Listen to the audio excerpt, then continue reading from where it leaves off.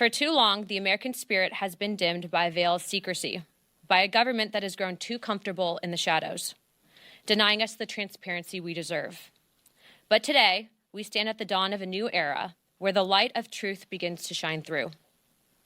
A few weeks ago, President Donald Trump made a historic announcement.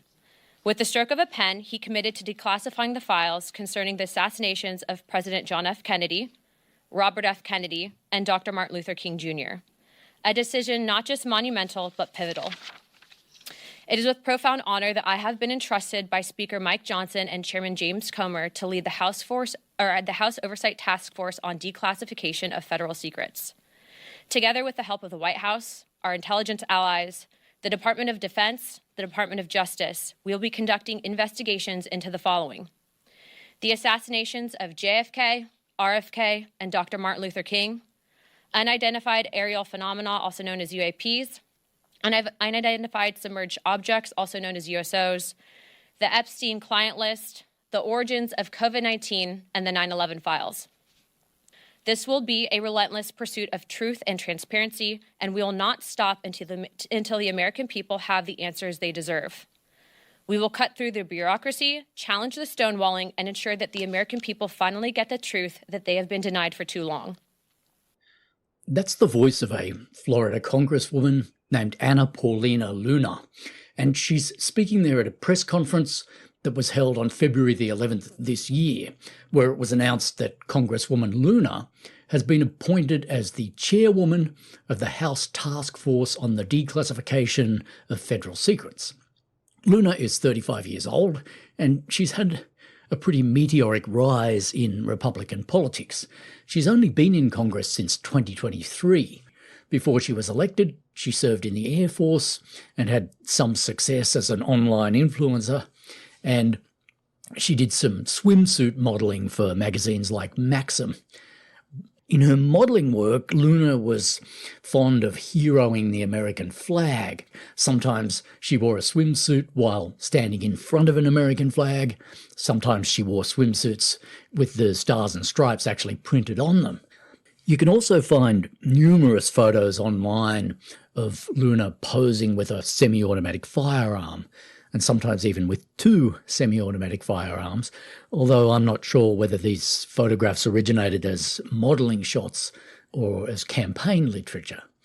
Until she became Trump's declassification czar, Luna's most significant act in Congress came in January this year when she introduced a bill proposing to have Trump's face chiselled onto Mount Rushmore. As we heard in that clip, Luna has promised that her task force will be declassifying government files about a whole smorgasbord of juicy conspiratorial things, but as her first order of business, Luna announced that she would be declassifying all the remaining classified government files about the big daddy of conspiratorial obsessions, the JFK assassination. This is how Luna described her mission at that press conference. This will be a relentless pursuit of truth and transparency, and we will not stop until the American people have the answers they deserve. To the untrained ear, that sounds like pretty good stuff. I mean, surely we all agree that the pursuit of truth and transparency is desirable, no matter who it is who happens to be doing the pursuing. In this case, a bit oddly, it's the administration of Donald Trump that's on the warpath for truth. Luna's Declassification Task Force was formed to fulfill a promise that Trump made on the campaign trail last year. He promised, quote, "When I return to the White House, I will declassify and unseal all JFK assassination-related documents. It's been 60 years, time for the American people to know the truth." Trump put the word truth in capital letters there to emphasise just how severely interested in the truth he is in this particular case. But something strange is surely going on when Donald Trump claims to want to know the truth in capital letters. Trump certainly likes saying the word truth, but his contempt for the concept of truth is pretty well known. As we saw in the last episode of the podcast, it was an openly stated aim of the first Trump administration to flood the zone with bullshit. Trump isn't just a man who's chronically unable to tell the truth. He seems to be a man who doesn't even grasp that objective truth is a thing and that facts are non-negotiable. You can't make a fact go away by making a deal with it. G.K. Chesterton wrote that the truth exists whether we like it or not, and it's up to us to accommodate ourselves to it. Trump does things the other way round. He doesn't believe something is true unless he likes it. And when he doesn't like the truth, he refuses to even see it, let alone accommodate himself to it. So when Donald Trump issues a call for truth in the Kennedy case, I think we've all got a right to be sceptical. Donald Trump issuing a call for the truth is like Ron Jeremy issuing a call for monogamy. It's like Keith Richards issuing a call to live clean and lay off the drugs. So what's going on with Trump's pursuit of truth and transparency in the Kennedy case? Is this just a way of flooding the zone with yet more bullshit, or is it possible that Trump might actually be doing the right thing here, even if he's doing it for the wrong reason? Surely, as a student of the JFK case, I'm not about to criticise Trump for giving us more information about the case. Surely more information is always a good thing, even if we don't like the people who've ordered the release of that information. In an ideal world, I would agree that the release of these files is an unequivocally good thing, even though I strongly doubt that they're going to tell us anything earth-shattering. But unfortunately, we don't live in an ideal world.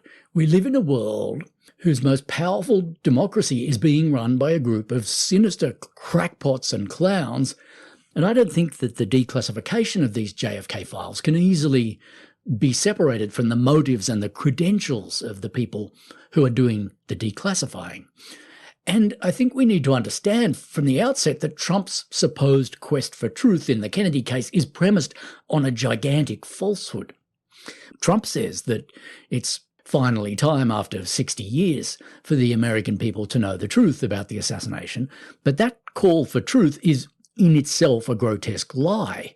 The truth about Kennedy's assassination has been known for 60 years, or at least it's been available and knowable for anyone who's honestly interested in hearing it.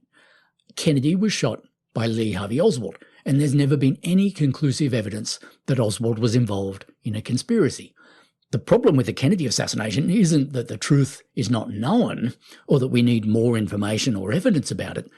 As I've shown over the course of this podcast, Kennedy's murder is almost certainly the most lavishly documented crime, not just in American history, but in the whole criminal history of the world. The problem here isn't that the truth has never been established, it's that the established truth has never landed with the American people. It's never stuck. The opinion polls have always shown, and they still show, that at least half of the American population believes that Kennedy was murdered by some kind of conspiracy, even though the evidence has never indicated that.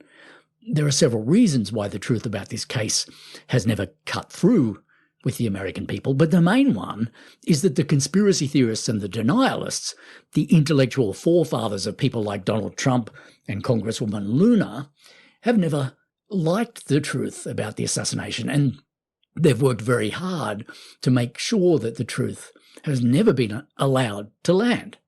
So if the huge mountain of evidence that we already have about Kennedy's murder has never made much of an impression on the American public, or enough of an impression on the American public, what are the chances that when this final batch of classified files is declassified, the truth about what's in them is going to land? In the current age of misinformation and disinformation, what are the odds that when Congresswoman Luna tells the public what she's found in these files, or what she thinks she's found in these files, what are the chances that she's going to admit that she's found nothing useful in them and the lone gunman explanation was true all along, and we can all now relax and finally put the case to bed? As somebody who's familiar with the history of this case, I have to say that the chances of that happening are zero. In fact, I think I already know what's going to happen here. Conspiracy theorists are going to tell you that these files contain clinching proof of conspiracy, even if they don't, and those conspiratorial claims are going to be amplified by Congresswoman Luna. So how do I know that that's what's going to happen? Because it started to happen already.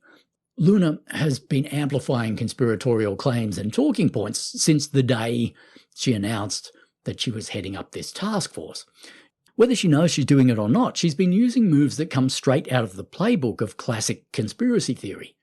Listen again to the promise that Luna made at her inaugural press conference. We will not stop until the American people have the answers they deserve. We will cut through the bureaucracy, challenge the stonewalling, and ensure that the American people finally get the truth that they have been denied for too long.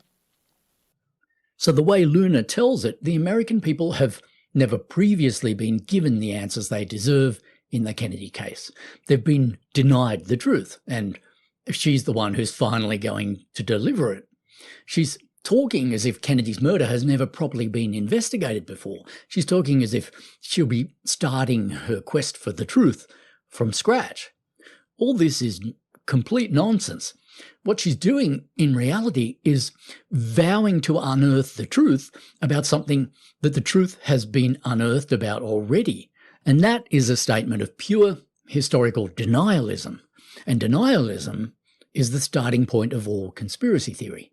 Conspiracy theory is always an exercise in looking away from a reality that the conspiracy theorist doesn't like, and it's an exercise in trying to make other people look away from that reality too. If you listen to all the things that Luna's been saying about the assassination, it seems that the established truth about it is completely invisible to her. It's just not there as far as she's concerned, and it never was. In an interview with Glenn Beck, Luna used a telltale catchphrase of denialism. She said, "I am simply asking the questions that every American has been asking for decades." There's a name for people who insist on re-asking questions that have already been answered a million times before, and the name for that kind of person is a conspiracy theorist. If Donald Trump established a mathematics task force and the chairwoman of that task force publicly asked if 2 + 2 might really equal 5, and then added, "I'm just asking questions here," I think we would see straight away that some questions are not legitimate, and I think we'd have a right to ask some questions of our own, such as, why do you find it necessary to ask this question at all, and why have you chosen this particular moment to ask it? What is it that you're trying to distract us from? Mind you, there is at least one important difference between Congresswoman Luna and most of the Kennedy conspiracy theorists who have gone before her. The early Kennedy conspiracy theorists really knew their onions when it came to the assassination. You can say what you like about the sanity of their conclusions, but nobody could accuse the pioneering Kennedy conspiracy theorists of not being thoroughly steeped in the evidence of the case. The early denialists bitterly disagreed with what the Warren Commission had said about the assassination, but there was never any danger of them forgetting what the Commission had said, or of not knowing what it had said at all. With Donald Trump and Congresswoman Luna, though, you're dealing with people who have a fairly frightening level of historical ignorance. These people are so confused about reality that it's hard to know exactly what goes on in their heads, but whether they know they're doing it or not, what they've been doing in their public comments about this case is erasing long-established historical truths about things that they clearly know nothing about. Certainly Congresswoman Luna's inquiry is going to be a pretty strange sort of inquiry, given that she already seems to have ruled out accepting any answer that resembles the answer that we already have. She's vowed to finally provide the American people with the answers they deserve, but the implication of that vow is that she's already decided that the Oswald answer is no good. It's off the table, it's out of bounds. Whatever the answer is that she comes up with, it's not going to be that one. In fact, I haven't heard Luna mention the name Oswald so much as once in all her public statements. Unfortunately for her, although she might find the Oswald explanation boring or politically unuseful, It does happen to be true, and that means that any alternative answer that Luna finds or thinks she finds is going to be false by definition. This whole quest of hers is a pseudo-quest, and any answers it claims to find are going to be pseudo-answers. This is not an exercise in transparency and truth-seeking. It's an exercise in misdirection and obfuscation. But Trump and Luna have already primed the American people to expect big revelations from these files. And we all know what happens when Donald Trump expects to see something. He's going to see it, and he's going to insist that it's really there, even if it really isn't. Whether Congresswoman Luna is aware that her quest is a pseudo-quest is another matter. My gut feeling is that she probably doesn't.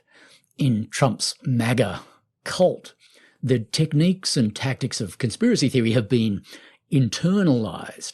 The conspiratorial worldview is just the default position. We're talking about people here who openly prefer fiction to fact.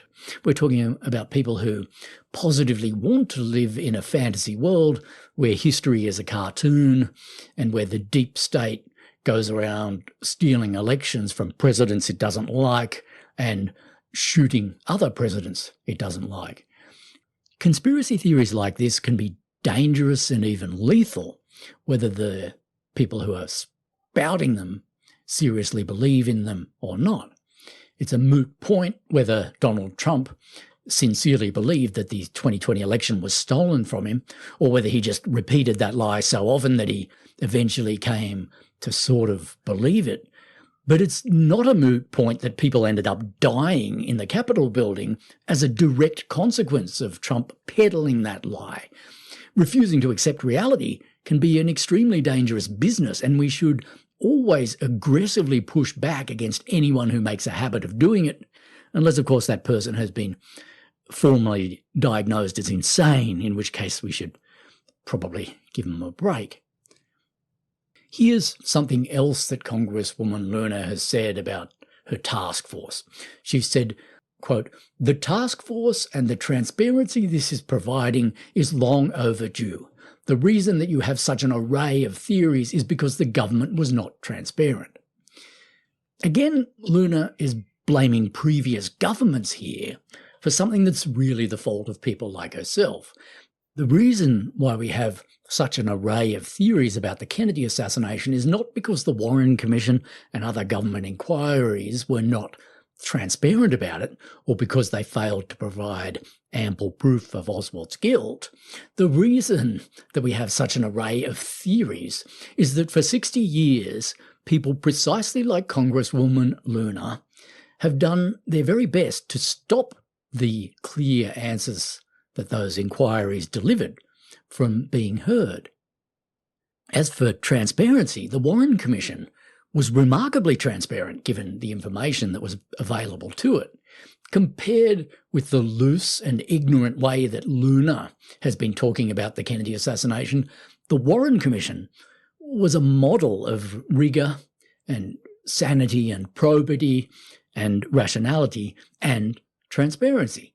It's true that certain other government agencies, including the FBI and the CIA, double-crossed the Commission by withholding important information from it and even by actively lying to it. Those agencies certainly weren't fully transparent with the American people. I'll give Luna that much. But this is very old news. We've known for decades that the FBI and CIA told lies to the Warren Commission. But when the lies they told were exposed in the 1970s, the exposure of those lies didn't weaken any of the central conclusions of the Warren report. Just because those agencies told some lies to the Warren Commission, that doesn't automatically mean that there was a conspiracy. This point needs to be underlined. I mean, it's not a very hard point to understand, and yet people like Congresswoman Luna seem to be terminally confused about it. The lies that we know the FBI and CIA told the Warren Commission were not told to conceal any material information about who killed Kennedy. They were lies about satellite issues, and the reason these agencies told these lies was to cover their own asses and conceal their own incompetence and illegal conduct. Take, for example, a story that I told back in episode 7, the story of the FBI agent James Hosty. After Oswald returned to America from the Soviet Union in 1962, the FBI put Oswald under loose surveillance in Dallas. And James Hosty was the FBI agent who was assigned to keep tabs on him. When Oswald heard that Hosty had been questioning his wife Marina, Oswald got very cross and he wrote a threatening note to Hosty and dropped it off at the local FBI office. We'll never know exactly what that note said because Hosty was ordered to destroy it after the assassination, not for any sinister conspiratorial reason, but because the FBI was afraid of being seen to have dropped the ball in its surveillance of Oswald. It had known that he was an erratic and potentially violent man. It was meant to be keeping tabs on him in Dallas. And yet when President Kennedy came to Dallas, the FBI didn't warn either the Secret Service or the Dallas Police Department that Oswald might pose a threat to the president. The truth about the FBI's destruction of Oswald's threatening note to Agent Hosty came to light in the 1970s when the House Select Committee on Assassinations reinvestigated Kennedy's murder. But the committee's discovery of this FBI lie didn't change the fact that Oswald had killed Kennedy. In fact, it only served to reinforce the lone gunman story. The FBI had lied because it had failed to guess what a lethal threat Oswald posed. The story of Agent Hosty and the Oswald note is slightly convoluted, but when you know about facts like this, you can take yourself beyond the sound bites and brain farts of people like Donald Trump and Anna Paulina Luna, and you can replace their paranoid and cartoonish sense of the way history works with a grown-up understanding of how it really works. In real life, the fact that agencies like the FBI and CIA were not fully transparent in their dealings with the Warren Commission really isn't all that surprising or unusual, and it doesn't automatically mean that there was a conspiracy behind the assassination. Nor does it mean that the Warren Commission itself was not transparent, given the information that was made available to it. In fact, the Warren Commission's problem was that it was too transparent for its own good. As well as publishing its 888-page report about the assassination, it also published 26 companion volumes of evidence and exhibits, which contained transcripts of all the testimony that the Warren Commission had heard. The Commission made a rod for its own back by being that transparent, because there was something for everybody in those 26 volumes of evidence and testimony. Along with all the solid and compelling evidence that was in there, there was also a lot of junk, flimsy, unreliable evidence. And since conspiracy theorists always prefer flimsy junk evidence to good evidence, the Warren Commission had inadvertently given its critics decades worth of material to chew on. I've tried to be as fair as I can to the Kennedy conspiracy theorists in this podcast. I've tried to make it clear that in the early days of this case, there were some legitimate unanswered questions about the assassination that gave people a right to suspect that there might have been a conspiracy. I'm fairly sure that if I'd been around at the time of the assassination, I would have suspected a conspiracy too, given some of the unanswered questions that were left hanging in the air for 9 months while the Warren Commission went about its business. But when the Warren report was published, all the important legitimate questions that the assassination had raised were given legitimate answers. And all those legitimate answers pointed away from conspiracy, not towards it. The publication of the Warren report was a watershed in the history of Kennedy conspiracy theory. Before the Warren Report was published, it had been fairly reasonable to doubt that Oswald alone had killed the president, but the Warren Report addressed and squashed all of those reasonable doubts, and from then on, the Kennedy case became a forum for unreasonable doubt. The conspiracy theorists who continued to doubt the official story after the publication of the Warren Report doubted that story not because there was anything intrinsically and demonstrably wrong with it, but because they had psychological or political reasons for not wanting it to be true. Most of the leading early conspiracy theorists in this case were pronounced left-wingers who simply refused to believe that a Marxist assassin would have had any reason to murder a Liberal president. Those early conspiracy theorists were misguided, but they were far from dumb. They knew that the claims they were making were pretty radical, and in their books and articles and lectures, they did their best to disprove the official story using detailed and closely reasoned arguments. In the end, none of the arguments that were put forward by the best and brightest of those early conspiracy theorists ended up being decisive. As hard as they tried, they never did end up blowing up the Death Star of the official story. But they did succeed in creating a general sense that there was something fishy and not quite right about that story. The Kennedy conspiracy theorists fired their best shots at the official story a long time ago. By about the mid-1980s, the movement had almost entirely run out of intellectual steam and intellectual credibility. But the general non-specific stink of conspiracy that these people generated around the assassination is still lingering in the air even today. And this general sense of confusion has always been very useful to any charlatan or demagogue from the left or the right who has an interest in distracting people from reality. This brings us back to Congresswoman Luna. I don't want to be too hard on this woman because she's only supplying qualities that the American people for some reason seem to want in their politicians right now.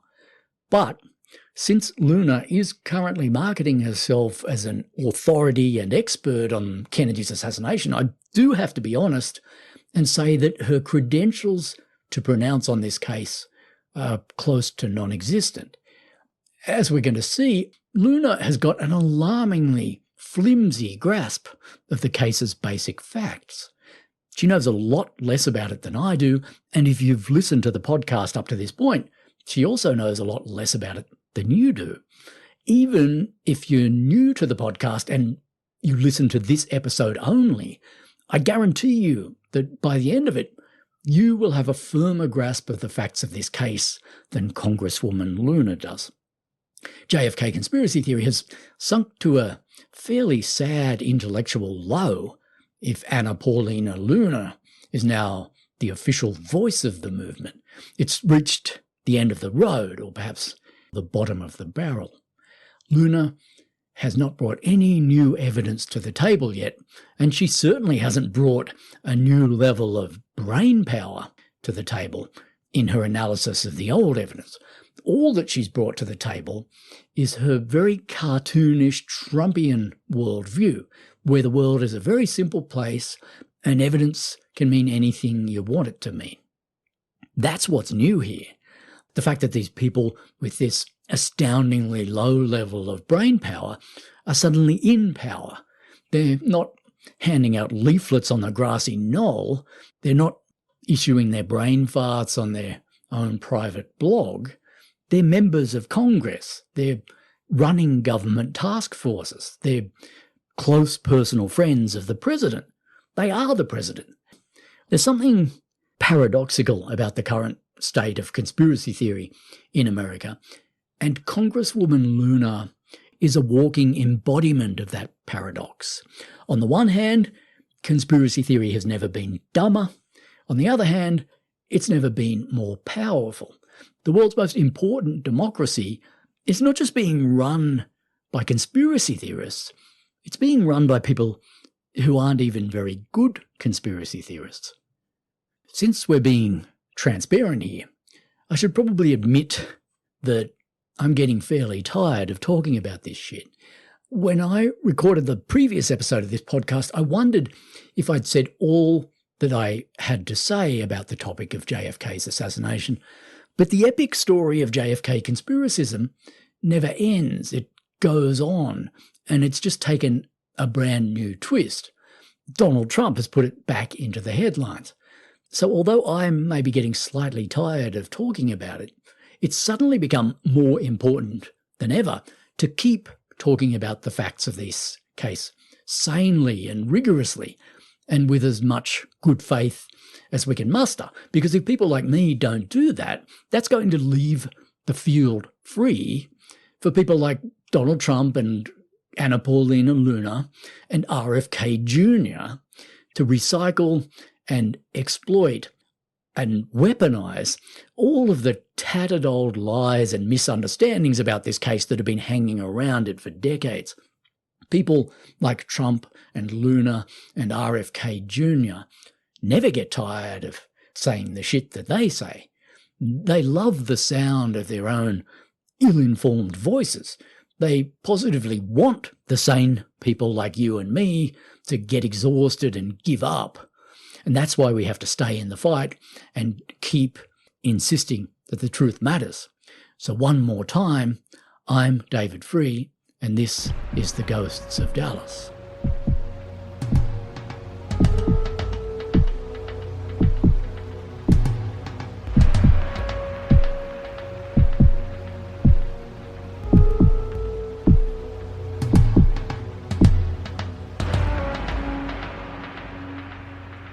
As I've said, we don't live in an ideal world. And the main reason why I find it hard to be overjoyed about Trump's declassification of these JFK files is that I know how badly people have twisted and misinterpreted the available evidence about the assassination for the last 62 years. The release of more evidence, no matter how trivial and meaningless and beside the point that evidence is only going to give people more material to twist and misinterpret and misrepresent. But let's pretend for a moment that we do live in an ideal world. Let's forget about the Trumpian context of this file release, and let's pretend that we live in a world where everybody respects the authority of fact. In that ideal world, the release of these files would indeed be a good thing, because everybody would correctly understand what's in them and fully accept what's in them, no matter what they say. So what is the correct way to look at these files, according to me? First, you have to accept that there is such a thing as knowledge. There's a framework of facts in this case that we know to be true because they were established beyond doubt long ago and they have survived decades of assault from the skeptics.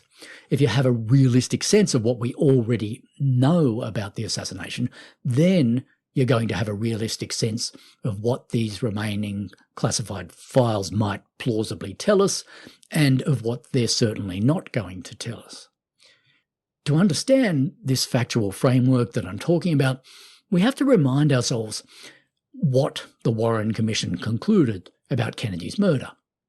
Its core conclusion was that Oswald killed Kennedy, and it provided ample proof for that conclusion.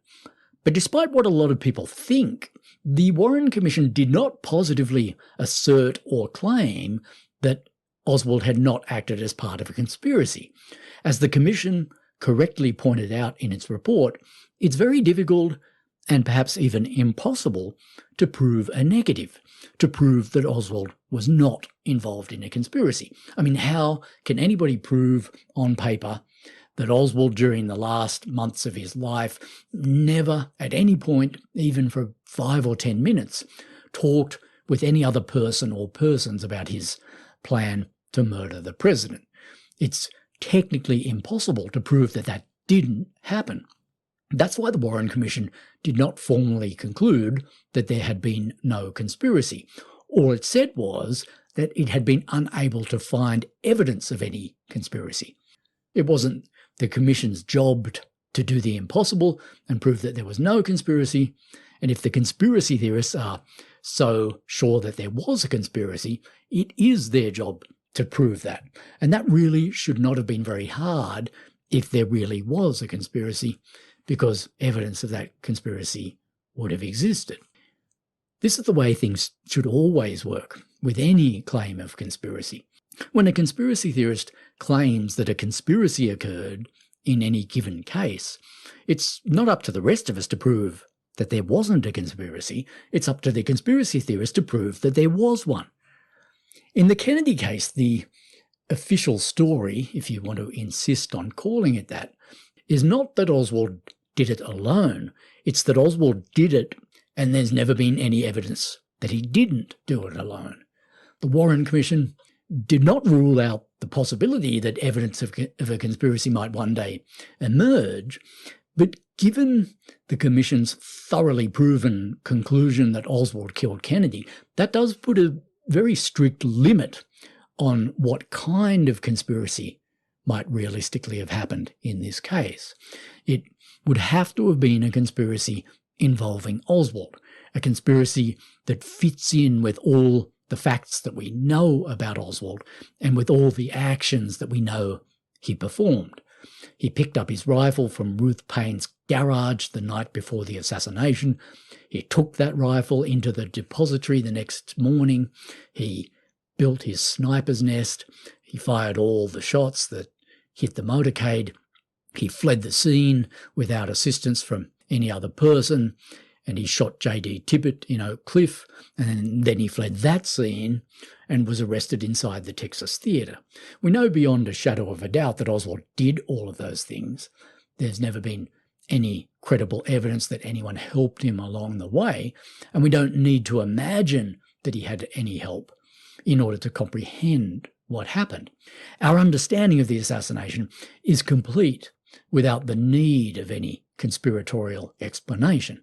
But if evidence of a conspiracy does exist somewhere in some long-hidden file or document, we know that it would have to be a conspiracy that's compatible with all of these established and unerasable facts about Oswald. To put it another way, our picture of the assassination is a lot like a jigsaw puzzle. The Warren Commission started off with a box full of unassembled pieces. By the end of its investigation, the Commission had put together all the pieces that came in the box, and the picture that those pieces formed when they were put together showed the leering, self-satisfied face of Lee Harvey Oswald. But the Commission had no way of knowing whether there were any pieces missing from the box when they began their work, so they couldn't positively say that the picture they assembled was complete and that no additional pieces of the puzzle would ever be found. That's why the Commission wrote in its final report, quote, "Because of the difficulty of proving negatives to a certainty, the possibility of others being involved with either Oswald or Ruby cannot be established categorically, but if there is any such evidence, it has been beyond the reach of all the investigative agencies and resources of the United States and has not come to the attention of this Commission." That was a fancy way of saying that while the Commission had put together all the pieces of the puzzle that it had, it didn't know for sure if there had been some pieces missing from the box to begin with. I find this jigsaw puzzle analogy quite useful because it helps us to grasp a few important points. The assassination may have been a puzzle once, but it's not a puzzle anymore. Once you put the pieces of a jigsaw puzzle together, it's no longer a puzzle, it's a picture. Since we don't know if there were any pieces missing from the box to begin with, we can't say for sure that our picture of the assassination is fully complete, but we do know that if any more pieces of the puzzle do one day come to light, they're going to be edge pieces, not central pieces. They're not going to replace Oswald in the middle of the picture. At the very most, they might show us that there were other people in the picture as well as Oswald. behind him or beside him. But they're not going to put someone in the picture instead of Oswald. The thing about a jigsaw puzzle is that the pieces can only be put together one way. You may not like the fact that when the pieces of this puzzle were put together, they showed Oswald's face, but that's too bad, because if you take the puzzle apart and put it together again, it's never going to show you a face other than Oswald's. That's the sane way to look at the declassification of these JFK files. Nothing in them is going to change the unalterable fact that Oswald shot Kennedy. There's a very remote chance that they might tell us something we don't already know about Oswald and his motivations, and there's an even remoter chance than that they might show us that Oswald conspired with others. But that is it. The realistic way to look at this last round of declassifications is that it's really just an administrative tidying up exercise, which is highly unlikely to yield any information of value. But Congresswoman Luna has been talking as if these files are going to deliver the key to all mythologies. In a radio interview she gave in February, she was talking about a particular document that her task force is looking for, and she said, quote, "That document itself is going to be key for our hearing whether or not we find out who actually pulled the trigger." I'm going to talk later on about the document that Luna was referring to here. But for the moment, let's linger on the phrase, whether or not we find out who actually pulled the trigger. That is how illiterate Luna is about the facts of this case. That's how contemptuous she is of all the painstaking forensic work done by the Warren Commission and the House Select Committee on Assassinations. She seems to think that after all these years, we're still at square one and we don't even know who pulled the trigger. The idea that Luna is going to find something in these files that shows us that somebody else other than Oswald pulled the trigger is an utter fantasy. It's not the belief of somebody who's living in reality. Now, I need to pause here to clarify something about the declassification of these files. Up until now, I've been talking about this exercise in the future tense. I've been talking about what these files will or might reveal. But I should make it clear that the bulk of the actual declassification of these files seems to have been done already. Donald Trump has promised that 80,000 pages of documents will ultimately be released, and as I record this podcast, 60,000 of those 80,000 pages have now been dumped online. But just because these files have been dumped online doesn't mean that we already know what they say and what they mean. These are raw files which are not word searchable, and they haven't been indexed yet. So it's going to take experts and pseudo-experts a fair while to report back on what these files say or what they think they say. But so far, the information that's been revealed by these files has been so peripheral and so inconsequential that I would bore both of us to tears if I talked about these files in too much detail. So I'm just going to give you one example of the kind of thing that's been revealed by these files, and then I'm going to move on. The example I'm going to talk about was cited in a recent article in The Atlantic by an assassination researcher named Caitlin Tiffany. It's got to do with a CIA document that concerns a CIA officer named James P. O'Connell. O'Connell has no known link with Oswald or the assassination, but when a previous bunch of government documents was declassified in 2017, it was revealed that the CIA had once had a fake driver's license made for O'Connell in the year 1962, which gave him the fake name of James P. Olds. Now, when the document containing this piece of CIA trivia was declassified in 2017, part of the document was still redacted. And now, thanks to Donald Trump and Anna Paulina Luna, that redaction has been removed to reveal that the state that this fake driver's license was fake issued in was California. If you think that this sounds like it doesn't matter in the slightest, you're right. As Caitlin Tiffany said in her Atlantic article, the information that's been revealed here is, quote, an irrelevant detail in an irrelevant document. It certainly sounds very sexy and exciting when you hear that the government is about to declassify a CIA document that is, quote unquote, related to the Kennedy assassination. But the unsexy reality is that the CIA is in the business of keeping secrets and that it classifies documents all the time for operational and procedural reasons that are unfortunately very boring. And just because the CIA happens to have filed a given classified document among its JFK records, that doesn't mean that the document is related to the assassination in any meaningful way. Back in February, when Congresswoman Luna announced the formation of her task force, she said, in previous investigations, they didn't have access to the information that we are going to have access to. So that's a big deal, especially if you're looking at what truly happened with JFK.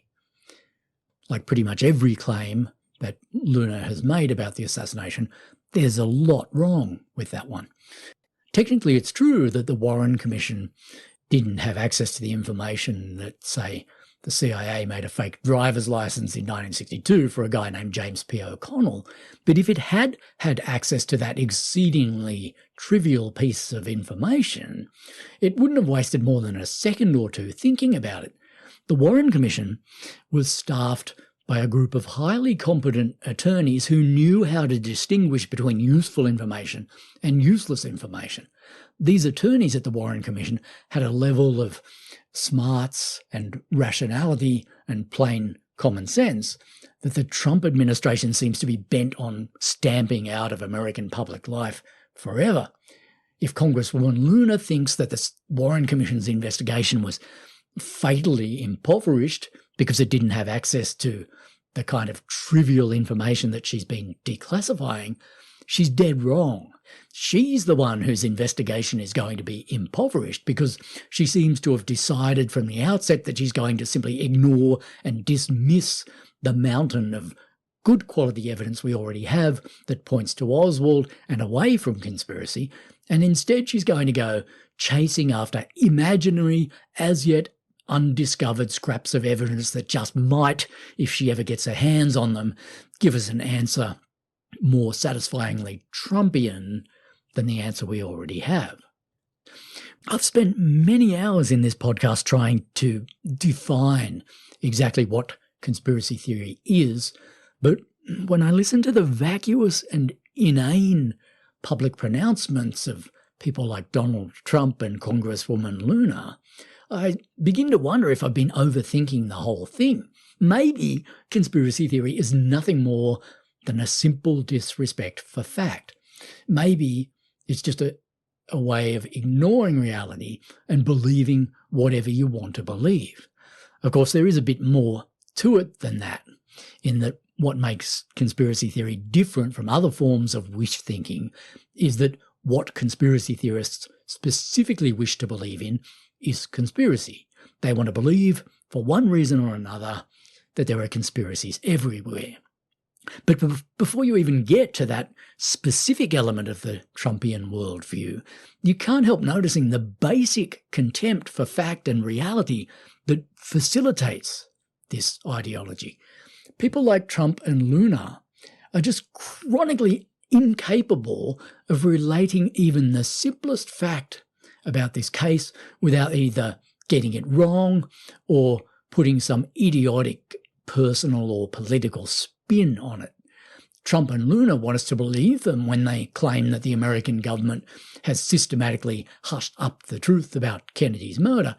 And that's a very radical claim.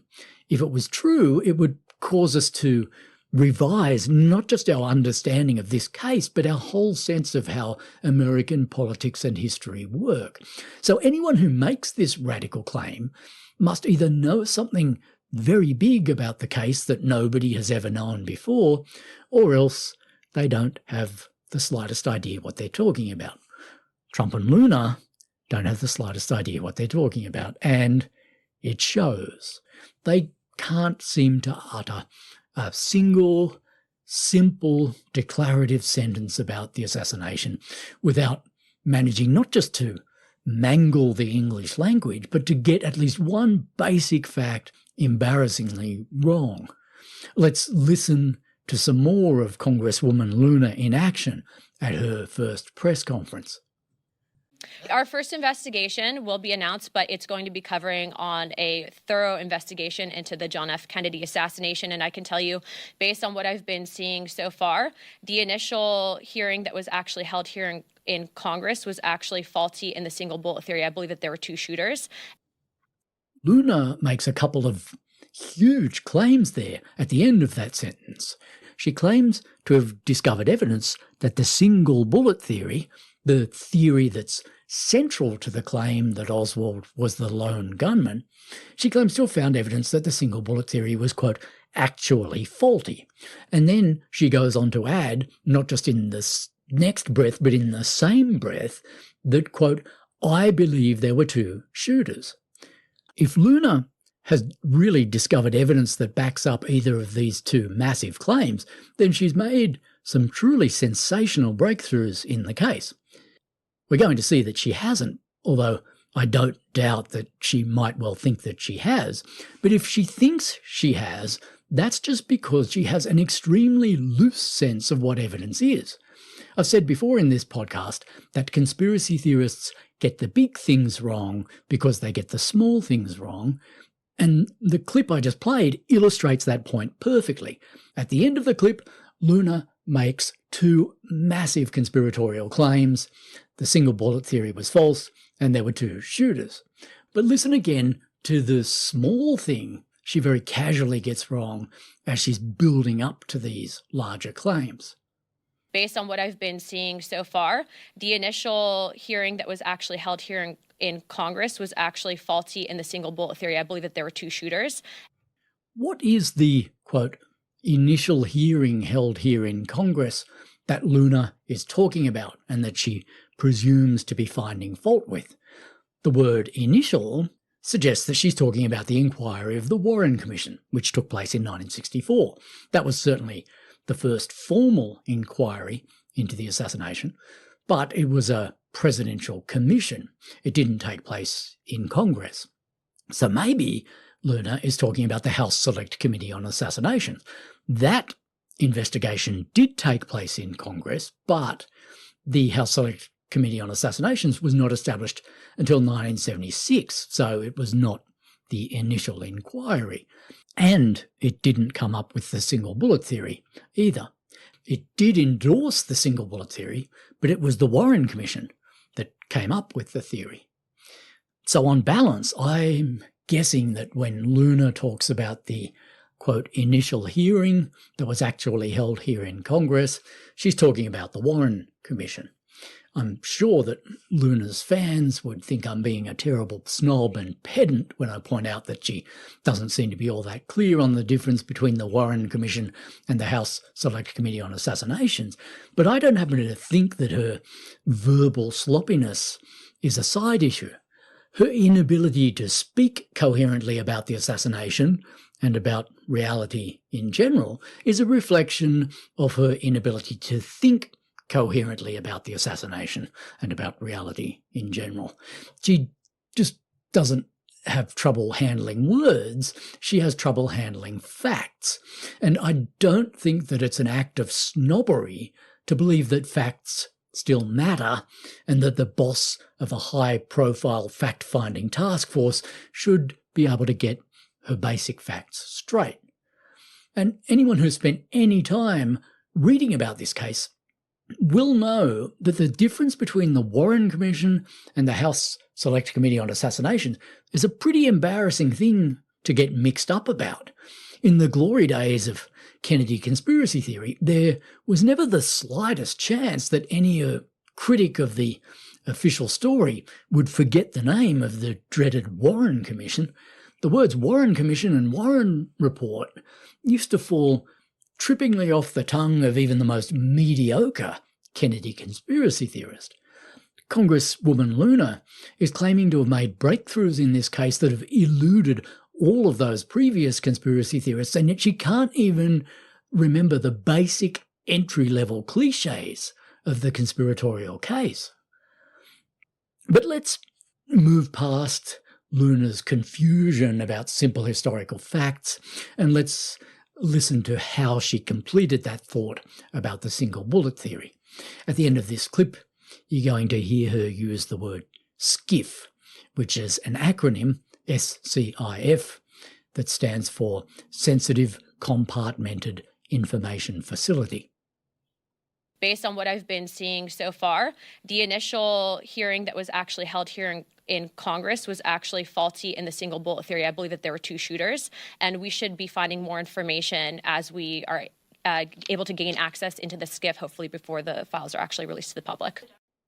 Back in February, when Congresswoman Luna briskly unveiled her belief that there were 2 shooters, this was greeted in some quarters as if it was serious news.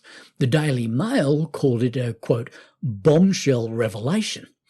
In other places I've seen it said that Luna has, quote, announced that there were 2 shooters. On the internet, panels of conspiracy theorists went into a lather over Luna's so-called revelation or announcement. For years, they said, the government has told us that there was only 1 shooter, and now Congresswoman Luna, with her privileged access to the files, has finally found proof of what we've been saying all along. There wasn't just 1 shooter, there were 2. But if you listened carefully to what Luna said, she didn't exactly say that she'd found proof or evidence that there were 2 shooters. She said, I believe that there were 2 shooters, and we should be finding more information as we are able to gain access into the SCIF. In other words, Luna has not discovered, after looking at the new evidence, that there were 2 shooters. She just believed that there were 2 shooters as an article of faith before she'd even gained access to the new evidence. And she also believed as an article of faith that the evidence was inevitably going to back her up. Her claim that there were 2 shooters was not a revelation, let alone a bombshell revelation. It was a guess. It was a brain fart. But even though it was a brain fart, as a stickler for detail, I can't help wondering if one of these 2 imaginary shooters that Luna was talking about was meant to be Oswald, or was she talking about 2 entirely new shooters, neither of whom was Oswald? Luna, of course, didn't address that question, probably because she doesn't even realise that it is a question. As I've said, Luna is not big on mentioning Oswald's name. And anyway, if she does think that 2 shooters, not including Oswald, killed Kennedy, that's still a long way off breaking the record. Jim Garrison once claimed that Kennedy was shot by 5 gunmen, none of whom was Oswald. As long as we're being pedantic, I also wonder how we're supposed to square Luna's statement that there were 2 shooters with her other statement, which she made the following month, about how she hoped her inquiry might find out, quote, who actually pulled the trigger. How is it that Luna can claim to know that there were 2 shooters while simultaneously claiming not to know who pulled the trigger? It sounds like the kind of question that Buddhist monks ask themselves when they're meditating. But actually, this kind of disdain for logic is standard practice in conspiracy theory. It's conspiracy theory 101. In conspiracy theory, any narrative will do as long as it doesn't correspond to established historical fact. In the Kennedy case, the established historical fact is that there was 1 shooter, Lee Harvey Oswald. So, for the conspiracy theorist, it's acceptable to believe that there were 2 or more shooters, but it's also acceptable to believe that we just don't know who pulled the trigger, and possibly never will. What isn't sayable for the conspiracy theorist, or even thinkable, is that the lone gunman answer has been true all along. For the conspiracy theorist, 1 is the only number of shooters that there cannot have been. Congresswoman Luna is a pure, unadulterated conspiracy theorist when it comes to this case. Her public pronouncements about it could hardly have made that clearer. Her inquiry is not about pursuing the truth, it's about obscuring and denying an existing truth. I can't tell you what conclusion Luna is going to say that she's reached at the end of this inquiry, but I am willing to bet that one thing she certainly won't be saying is that the boring old lone gunman story was true all along. To be fair to Luna, she has publicly mentioned 2 pieces of evidence that would seem to at least vaguely support her claim that the single bullet theory is faulty. But before I talk about those 2 pieces of evidence, we should probably refresh our memories about what the single bullet theory is. I gave a detailed account of the history and finer points of the theory back in episode 9 of the podcast, but to remind ourselves of the basics, we need to remember that Kennedy wasn't the only person in the motorcade who was hit by a bullet that afternoon in Dallas. The Texan Governor John Connally, who was sitting in front of Kennedy in the presidential limousine, was also struck and wounded by a bullet, although his injuries were not fatal. On the Zapruder film, both Kennedy and Connally can be seen reacting to their respective injuries, and when staff at the Warren Commission slowed the film down and analysed the reactions of both men, they noticed something significant about the timing of their reactions. The film shows Connally reacting to being shot in the back approximately 1.8 seconds after Kennedy reacts to being shot in the back. But as the staffers at the Warren Commission knew, Oswald's rifle was not capable of being fired twice accurately within that 1.8 second time frame. So the Commission's initial analysis of the Zapruder film suggested to them that Oswald couldn't possibly have shot both Kennedy and Connally, which meant that there had to have been a second shooter. Naturally, the staffers at the Warren Commission were alarmed by this apparent revelation, but they were also quite baffled by it because they hadn't discovered any other hard evidence that pointed to a second shooter. All the other evidence, including the medical and ballistics evidence, suggested that Oswald alone had fired the shots. So after they'd pondered this little mystery for a while, the Commission's staffers came up with a hypothesis that seemed to tie all the available evidence together. They knew that the bullet that hit Kennedy in the back had exited through his throat, and they wondered if it was possible that the same bullet, after exiting Kennedy's throat, had then gone on to hit Governor Connally in the seat in front of Kennedy and to cause all of his injuries. This was the single bullet theory, and as the Commission's lawyers tested this theory against the evidence, they found that it was more than just plausible or tenable. They found that it was actually quite clearly the true explanation of what had actually happened.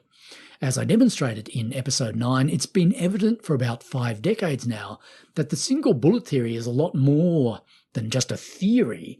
It's a proven conclusion. It's an established historical fact. All the available evidence converges on it and confirms it, from common sense evidence about the positioning of Kennedy and Connally's bodies in the car to micro-scale evidence about the weight of the bullet fragments that were found inside Connally. So when you look at how snugly all the evidence converges on the single bullet theory, you understand that it's about as true as any theory can possibly be. There's simply no way in the physical world that it could not be true. So when Congresswoman Luna suggests that she's found evidence that the single bullet theory is actually faulty, we can say with a very high level of confidence that she's wrong and that the evidence she's seen doesn't really mean what she thinks it means. She is right about one thing, though. If the single bullet theory is wrong, that would indeed mean that there were two shooters. The Warren Commission freely admitted that, and that's the reason why the early conspiracy theorists tried so extremely hard to disprove the single bullet theory. Some of them went right down into the micro realm and constructed some very detailed and ingenious arguments about bullet weight and lead loss, but the single bullet theory survived the rigorous scrutiny of those early and very smart conspiracy theorists, and it went on to survive 6 more decades of scrutiny after that. So if Anna Paulina Luna claims to have found evidence that the single bullet theory is wrong, then her evidence at the very least would have to be new evidence. It would have to be evidence that we've never seen before. But so far, in her various pronouncements about the case, Luna has not mentioned any new evidence that touches on the single bullet theory. She's only mentioned 2 pieces of evidence that are as old as the hills. In fact, the pieces of evidence she's talked about are so old that they were already around in 1964 when the Warren Commission was conducting its inquiry into Kennedy's murder.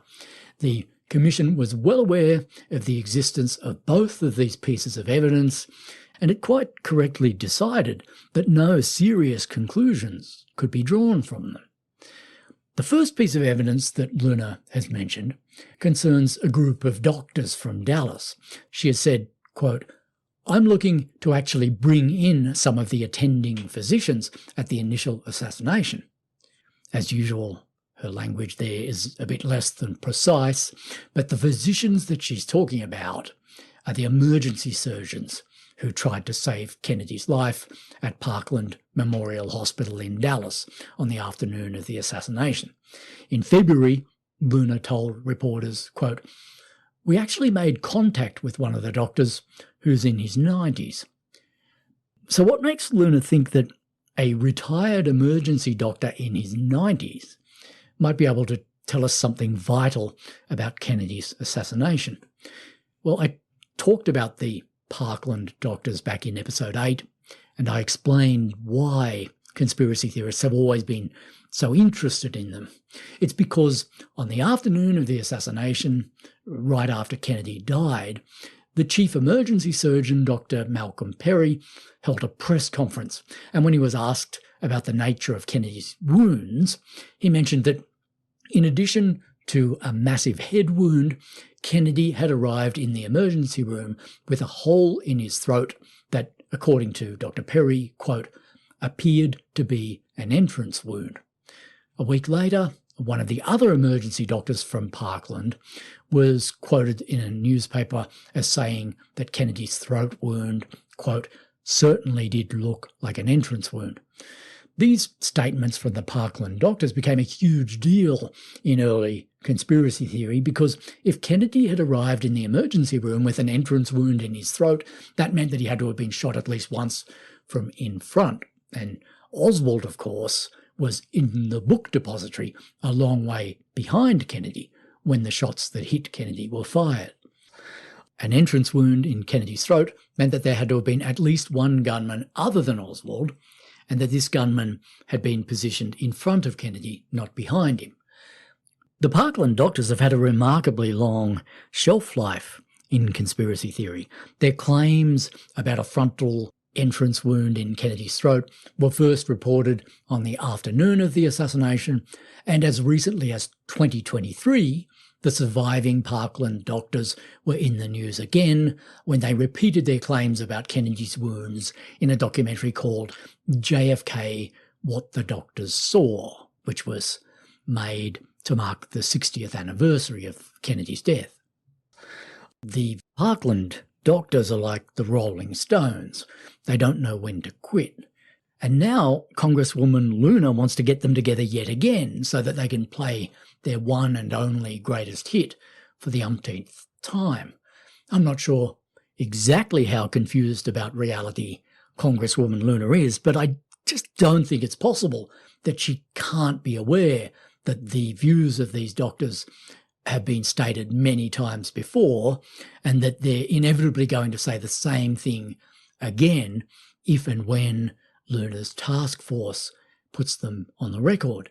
So it's hard to see what she thinks the point of that exercise would be, unless the point of it is to make the American people think that the case for a Kennedy conspiracy is more impressive than it really is. As I've said, the Warren Commission was well aware of what the Parkland doctors had said about the wound in Kennedy's throat. The Commission didn't ignore this evidence, but it did treat it with the kind of scepticism that any serious and responsible commission of inquiry should treat evidence with. It weighed the doctor's claims against all the other evidence that it had, and it found that it had other better evidence which demonstrated that the Parkland doctors simply must have been wrong when they said that the wound in Kennedy's throat looked to them like an entrance wound.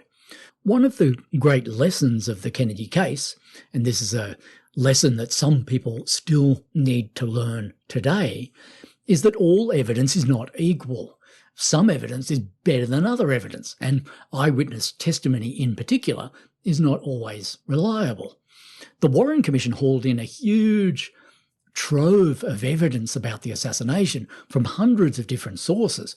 There was a lot of junk in the mountain of evidence that it put together, so the Commission and the attorneys who worked for it did not have the option of simply switching off their brains and accepting that every single piece of evidence they'd collected was true and reliable, because some of the evidence they collected contradicted other evidence that they'd collected. It couldn't all be true. Some of it had to be wrong. So the Commission had to use its powers of reason and common sense to decide which bits of evidence it could safely rely on and which bits it couldn't. On the question of Kennedy's bullet wounds, the emergency doctor's belief that Kennedy had been shot at least once from in front was flatly contradicted by the official verdict of Kennedy's autopsy surgeons, who found that he had been shot twice from behind and 0 times from in front. The autopsy doctors identified one entrance wound in Kennedy's upper back and one in the rear of his skull. Mind you, there was one innocuous and meaningless mix-up that occurred at Kennedy's autopsy, as I explained back in episode 8, and conspiracy theorists have been dining out on this mix-up for decades. On the night of the autopsy, the pathologists were temporarily baffled by the fact that the bullet that hit Kennedy in the back didn't have any apparent point of exit. But there would turn out to be a simple solution to this little mystery, because earlier in the day, when the emergency doctors were trying to save Kennedy's life at Parkland, they had cut a large tracheotomy incision through the bullet wound in his throat so that they could insert a tube into his throat and get oxygen into his lungs. The bullet hole in Kennedy's throat was obliterated by that tracheotomy incision. It was made to disappear. So later that night, when the autopsy surgeons were trying to work out where the bullet that hit Kennedy in the back had gone after entering his back, they were unable to draw the obvious conclusion that the bullet had gone out his throat. But during the later stages of the autopsy, the chief pathologist, Dr. James Humes, opened up Kennedy's chest, and he found a contusion near the top of the president's lung, and this made Humes begin to suspect that the bullet must have gone on to punch an exit wound through the throat, and that the tracheotomy incision had then obliterated that wound. So, the morning after the autopsy, Humes telephoned Dr. Perry from Parkland Hospital, and he confirmed that there had indeed been a bullet hole in Kennedy's throat before the tracheotomy incision was made. This provided Dr. Humes with the last piece of the autopsy puzzle. He knew now that the entrance wound in Kennedy's back lined up with an exit wound in his throat. And Humes then incorporated that information into the formal autopsy report before he signed off on it.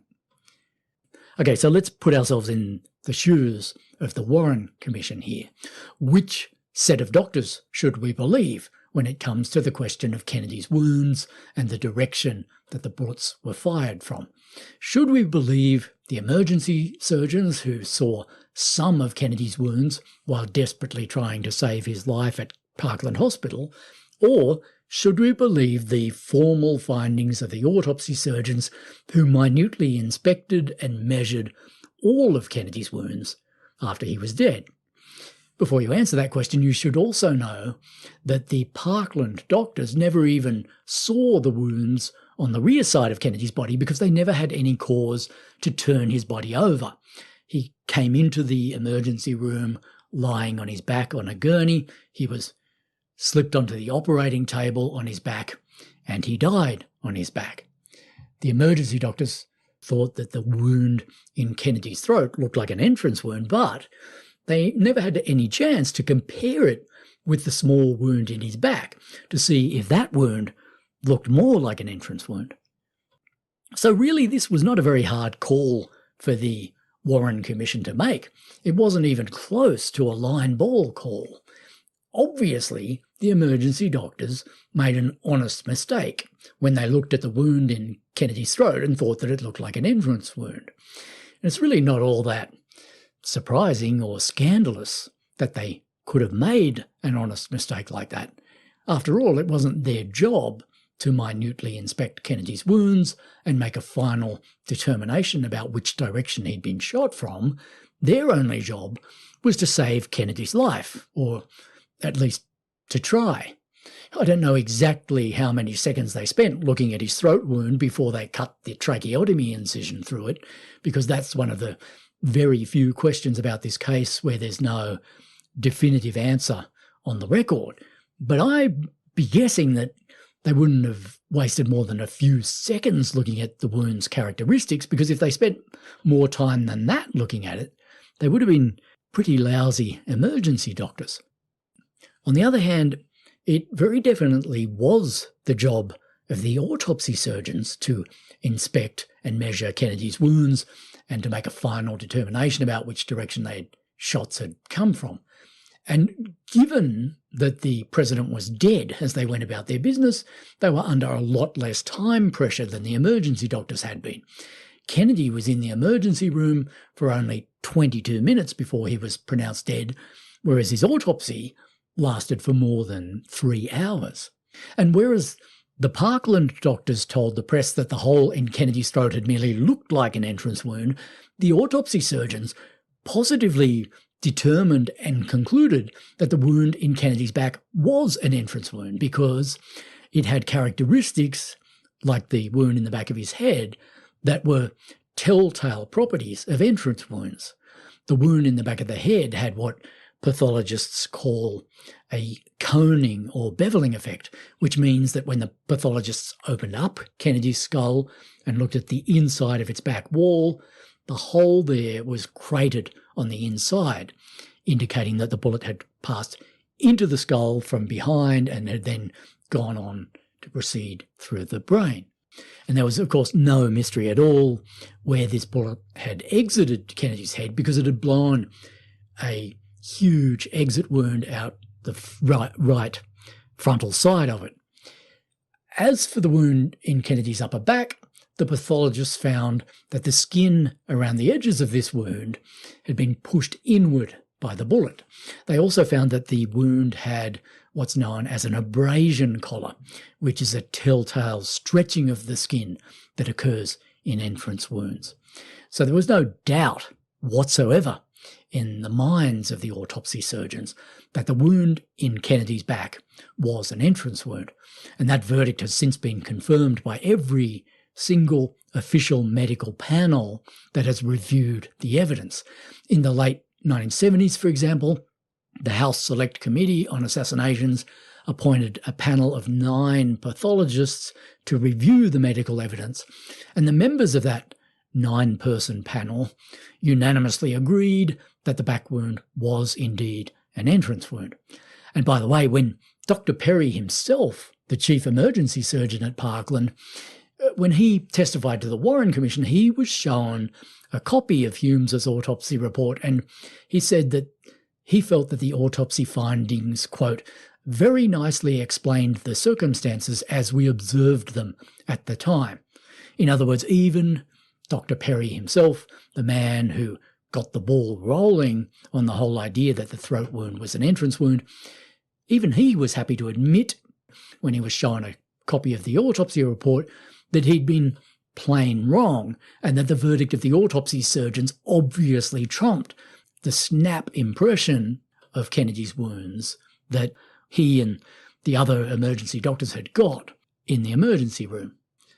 So in the world of fact, the medical evidence about Kennedy's wounds has been crystal clear for decades. Kennedy was struck by 2 bullets and 2 bullets only, and both of those bullets hit him from behind. The emergency doctors were simply wrong when they said that the throat wound looked like an entrance wound. That is the true, complicated story. But let's listen to how Congresswoman Luna has fancifully remoulded this story. In an interview with Glenn Beck, she said, "There were reports from doctors at the time, some of which were first and second year med students at the hospital in the room where Kennedy was brought, and they reported an entry wound in the neck. But the doctors that ran the autopsies at Bethesda, Maryland, had reported seeing an entry wound in his back. And so we're talking about multiple shots here. I think the whole idea that they would try to just ignore the evidence, or at least try to bury that, and not even answer the question, is suspect to me." Well, if Luna insists on finding all of this suspect, her suspicions are rooted not in the facts, but in her own ignorance and paranoia. It simply is not true that the Warren Commission ignored the evidence of the Parkland doctors, or tried to bury it, or didn't even try to answer the question that their comments had raised.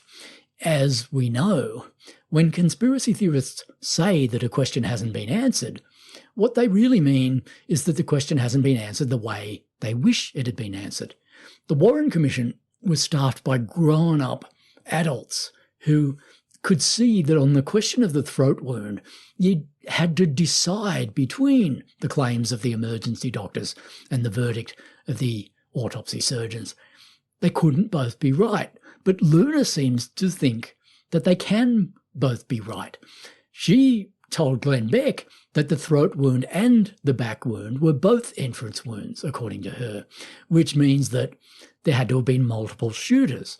But if Luna believes that, she needs also to explain to us and to Glenn Beck exactly where she thinks this bullet that entered Kennedy's throat went after it entered his throat. How did it get out of his body? On top of that, she also now needs to explain where the bullet that entered his back went. How did that bullet leave his body if it didn't exit through his throat? Luna's scenario gives us one more entrance wound than there really was, and it leaves us with 2 missing exit wounds. At this point, we really are involving ourselves in absurdities. And why should we involve ourselves in absurdities when there's a perfectly non-absurd explanation on the table, which is that Kennedy was not shot from in front at all? The answer, obviously, is that Luna wants there to have been multiple shooters, and she's ready to believe any absurdity that seems to bear that belief out. The Warren Commission has copped an awful lot of shit over the years, but what would people have said about the commission if, instead of accepting the formal verdict of the autopsy pathologists about Kennedy's wounds, they had instead decided to base their conclusions on what the emergency doctors said they remembered the throat wound looked like to them during the handful of seconds that they spent looking at it before cutting a tracheotomy incision through it? How would we view the Warren Commission if it had taken the line taken by Congresswoman Luna?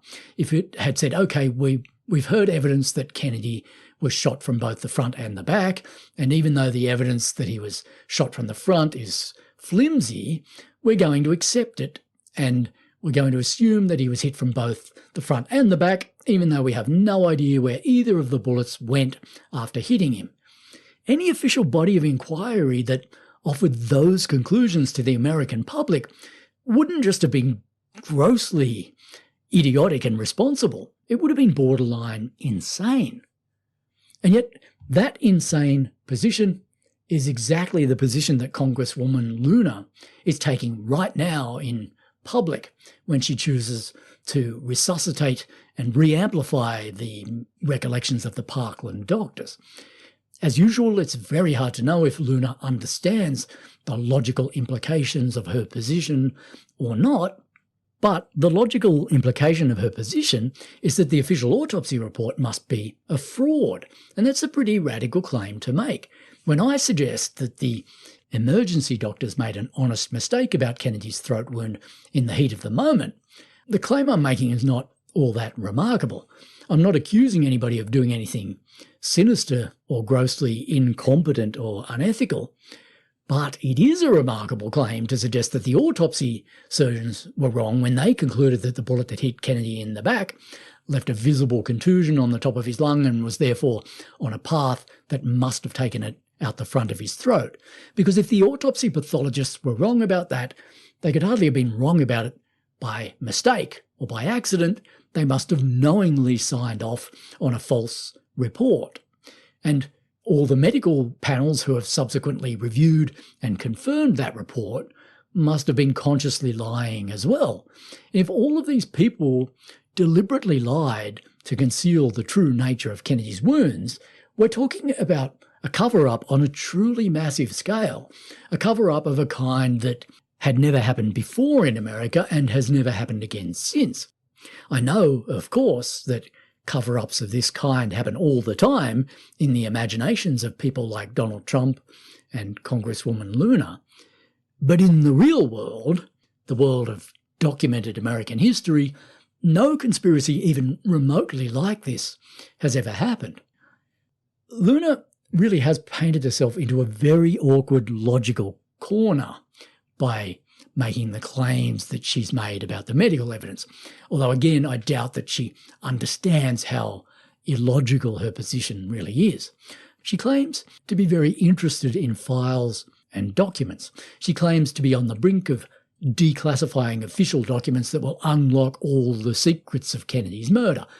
But Kennedy's autopsy report is probably the single most important official document that we'll ever have in this case. And Luna has apparently given herself permission to disbelieve this document. But if you believe that the autopsy report is fraudulent, or at least unreliable, then how can any official document in this case ever be trusted? If the autopsy pathologists knowingly signed off on a fake report just 2 days after Kennedy's death, then the official cover-up in this case was huge, and it was happening right from the very start. Every official document in this case, then, might be tainted and probably is. But if that's the case, then you have to wonder why Congresswoman Luna is even bothering to declassify all the remaining official documents about this case, and why she keeps promising people that somewhere in these files the truth might finally be revealed. If the conspirators who killed Kennedy had the inclination and the power and the gall to falsify the autopsy report, then Luna might as well give up on her whole project right now, because clearly no document in this case can be trusted. But that's how incoherent the conspiratorial worldview is. Conspiracy theorists believe that no official document that we currently have can be trusted, but they also imagine that somewhere in the archives there is some official document that we've never seen before that's going to blow the whole case wide open. Here again, it's worth contrasting Luna's deep confusion about the evidence in this case with the pioneering work of the early JFK conspiracy theorists, the people like Mark Lane and Edward Epstein and Sylvia Meagher. In their books about the assassination, which were published in the important period between 1966 and 1968, these writers also made a very big deal out of what the Parkland emergency doctors had said about Kennedy's throat wound. But these writers were well aware of the implications of their position. They clearly understood that if the Parkland doctors were right, that had to mean that the autopsy report was fraudulent. To their credit, these writers came right out and made that claim explicitly in their books, and they accepted the burden of trying to prove that it was true. Edward Epstein, in his book Inquest, made the case against the autopsy report in good faith by using evidence from a flawed FBI report that he didn't know was flawed. Mark Lane, in his book Rush to Judgment, made the case against the autopsy report by essentially lying. He presented his readers with a misleading diagram of Kennedy's wounds, which he pretended had been buried by the Warren Commission, even though it had in fact been published by the Commission as part of the draft autopsy report. But the very fact that Mark Lane felt the need to actively mislead his readers on this point at least suggested that he knew that he was playing tennis with a net. He knew that it was a fairly big deal to claim that Kennedy's formal autopsy report had been falsified, and he knew that you couldn't make such an extraordinary claim without at least making a show of presenting some extraordinary evidence for it. But that was the golden age of Kennedy conspiracy theory, when even the most dodgy of Kennedy conspiracists was still ready to present at least the semblance of a rational argument. Congresswoman Luna, when it comes to the Kennedy assassination, isn't just playing tennis without a net. She doesn't even seem to realise that there is a court here with clearly marked lines on it. She doesn't seem to realise that people on her side of the argument have been playing this game for decades without managing to score a point. She seems to think that the case is a blank slate or an etch-a-sketch. In fact, she seems to think that history itself is an etch-a-sketch. The way she's talking, she seems to think that she herself has discovered these anomalous claims of the Parkland doctors. She's talking as if all this wasn't ventilated and resolved 61 years ago. I'm also not sure just how Congresswoman Luna thinks that her interest in the recollections of these emergency doctors fits in with her job description.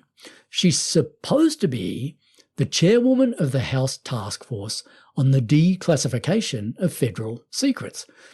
But if it's her job to declassify secret documents that we've never seen before, why does she make it one of her first priorities to talk with a group of nonagenarian doctors who claim to have an anecdotal memory of something that they saw during a hectic 20 minutes of their lives back in 1963? I want to repeat that date, 1963. What sort of evidence is this, and why is Luna so interested in it? It isn't documentary evidence, it isn't classified evidence, and it certainly isn't new evidence. As far as I can see, there's only one reason why Luna would choose to re-up and re-amplify this anecdotal second-rate evidence, and that is she wants the official story to be untrue. She isn't interested in evidence per se. She's only interested in evidence that appears to contradict the official story, no matter how ancient or discredited or second tier that evidence happens to be. Or to put that all a lot more concisely, Congresswoman Luna is a conspiracy theorist. Now, I know that people who are conspiracy theorists always resent being called conspiracy theorists. They think that conspiracy theory is just a pejorative smear that people like me throw around to discredit and stigmatise their views. But I say that you discredit and stigmatise yourself when you systematically and quite openly choose to believe bad evidence ahead of good evidence just because that bad evidence points to conspiracy. So I think that there should be a pejorative label for people who do this, especially when those people are in positions of great power. Now, to be fair, again, to Congresswoman Luna, the testimony of the Parkland doctors isn't the only evidence that she's mentioned to back up her claim that there were two shooters. She's also made reference to an FBI report that she believes supports her position. She said, quote, "There's been conflicting evidence, and I think that even the FBI at the time reported some anomalies in the initial autopsy at Bethesda, Maryland." As usual, we need to iron out Luna's language here before we deal with the substance of what she's saying. When she says that there were anomalies in the initial autopsy, she seems to be suggesting that there was more than one autopsy, but of course there wasn't, and I don't think she's actually seriously trying to suggest that there was. So let's assume that she's just being sloppy again with her language here, and let's leave the word initial out of it. Let's assume that what she really meant to say was, even the FBI reported some anomalies in the autopsy. This claim is not totally accurate, but it does give us a garbled version of something that really did happen. But before I tell the true story of what happened, let's pause to savour the irony of Luna favourably citing something that she thinks was reported by the FBI. I thought that the whole premise of this declassification exercise was that until Trump and Luna came onto the scene, the American people have always been systematically lied to about the assassination by the agencies of their government, and that surely would include the FBI. But apparently, Luna thinks that the word of the FBI can be taken at face value when the FBI says something that she wants to be true, namely that there were some anomalies in the autopsy. I haven't heard Luna favourably cite anything else that the FBI said about the assassination. I haven't heard her mention any of the countless FBI fibre and ballistics experts who testified that Oswald was as guilty as sin of shooting Kennedy. So here again, I think it's embarrassingly obvious where Luna's priorities lie. The Matterhorn of evidence that proved Oswald's guilt doesn't interest her in the slightest. All that interests her is zeroing in on any tiny scrap of peripheral or anomalous or discredited evidence that seems to contradict that established truth, even when this contrary evidence happens to have emanated from the FBI, which obviously would have had to have been a central player in the official cover-up and conspiracy if there really was one. To compound the irony, the FBI report that Luna is talking about here has long been known to be incorrect. The FBI itself admitted that 58 years ago. In other words, it's only when an agency like the FBI makes a crude and self-confessed mistake about the evidence that Luna suddenly finds it useful to cite the FBI as an authority. And she doesn't cite the correction, she cites the mistake as if it were the truth. I'm told the full story of how the FBI cocked up its account of Kennedy's autopsy back in episode 8, but the quick version is that when the Warren Commission was being established by President Johnson, J. Edgar Hoover urged his agents in the FBI to wrap up their investigation of the assassination fast so that the Bureau could outflank and embarrass the Warren Commission. But in its haste to wrap the case up, the FBI produced two amazingly incompetent written reports about the assassination that, among other errors, reported the results of the autopsy incorrectly. These inaccurate FBI reports made it appear that there had been anomalies in the autopsy itself, but in fact there hadn't been anything wrong with the autopsy. It was the FBI's muddled understanding of it that was wrong. The Bureau's misunderstanding of the autopsy was based on a faulty report submitted by two FBI agents who had been present in the room on the night of Kennedy's autopsy. In their report, those agents accurately described everything that they saw and heard in the autopsy room that night. Their mistake was to assume that when the pathologists finished their work that night, the findings of the autopsy were complete. That wasn't an unreasonable assumption to make. 99 times out of 100, it probably would have been correct.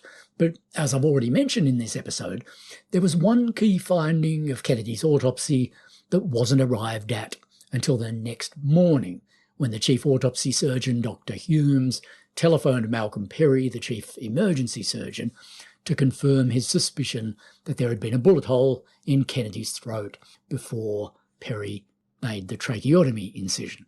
So that phone call provided Humes with the crucial last piece of the autopsy puzzle, but the FBI's autopsy observers were, of course, not present when that phone call was made, and that meant that their written account of the autopsy was fatally incomplete. They reported that the autopsy surgeons had never been able to determine a point of exit for the bullet that hit Kennedy in his back, and that just wasn't true. This error was then repeated as if it were a fact in two subsequent formal reports about the assassination that the FBI submitted to the Department of Justice. So that's the complicated historical truth behind Congresswoman Luna's claim that even the FBI reported that there had been some anomalies in the autopsy. There is a true story to be told here about how America's official agencies, especially the FBI, partly screwed up their investigation of Kennedy's murder and created a lot of needless confusion about it. If Congresswoman Luna really is interested in understanding that true story, she could do a lot worse than listen to a few episodes of this podcast, starting with episode 8. But I doubt that the story I told in that episode would have any appeal for Luna, because the story I told there was true but complicated, whereas the stories that she seems to prefer are simple but false. According to Luna, if we want to know the truth about what happened at Kennedy's autopsy, we shouldn't listen to the pathologist who actually conducted the autopsy. Instead, we should listen to a couple of FBI agents who only watched the pathologists perform the autopsy and left before they arrived at their key finding. Talk about a bizarre and arbitrary approach to the evidence. Again, the question that needs to be asked here is why? Why on earth would Luna choose to believe and amplify evidence that is so obviously secondary and inferior? And again, the only possible answer is that she wants that inferior evidence to be true. Again, this is all just conspiracy theory 101. If the truth doesn't suit you, then the best evidence isn't going to suit you either. So you then have to rely on shitty evidence, secondary evidence, flimsy evidence, eyewitness evidence, evidence from sources who are clearly less likely to know what they're talking about. Don't trust the written account of the autopsy surgeons themselves, but do trust a hasty account of the autopsy written by a couple of FBI agents with no medical qualifications whatsoever, who weren't even present for the whole of the autopsy. Don't listen to the vast number of things that the FBI got right about the assassination, but when the FBI makes a mistake and admits that it made a mistake, quote that mistake as if it was the gospel truth. So let's wrap up this part of the argument. Back in February, Congresswoman Luna said, "I can tell you that based on what I've been seeing so far, the single bullet theory is faulty."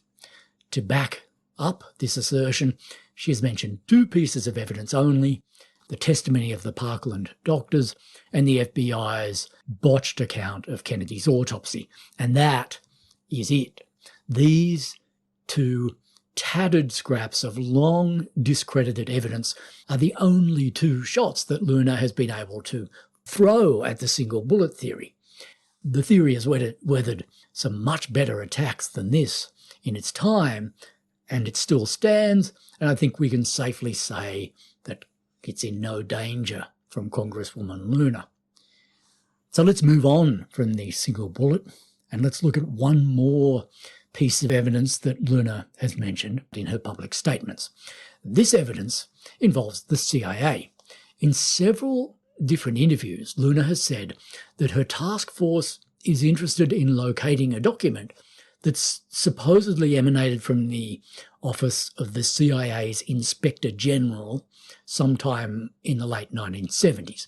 Here is what Luna has said about this document, She said this in February, quote, "One thing that I'm specifically looking for with my team is a CIA Inspector General report that was actually filed from members within the CIA.